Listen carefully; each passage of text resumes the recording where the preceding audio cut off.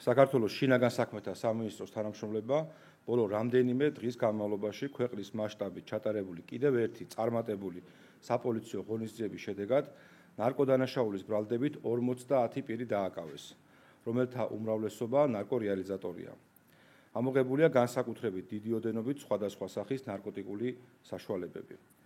საპოლიციო ღონისძიება ცენტრალური კრიმინალური პოლიციის, თბილისის, კახეთის, აჭარის, იმერეთის, სამეგრელო ზემოსვანეთის, გურიისა და საპატრულო პოლიციის დეპარტამენტის თანამშრომლებმა მოსამართლის განჩინების საფუძველზე ჩაატარეს.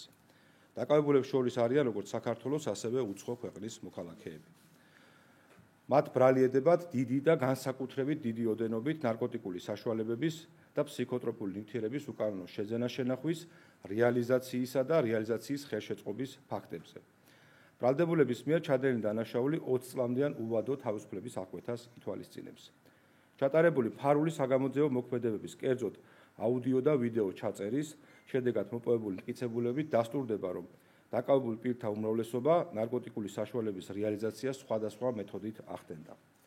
სამართალდამცველების მიერ სარეალიზაციოდ გამზადებული სხვადასხვა სახის ნარკოტიკული და ფსიქოტროპული ნივთიერებები ბრალდებულების პირადი და საცხოვრებელი სახლის ჩხრეკის შედეგად, ასევე ჩატარებული საგამოძიებო ექსპერიმენტის დროს მათ მიერ მითითებული ადგილებიდან ნივთკიცებად არის ამოღებული.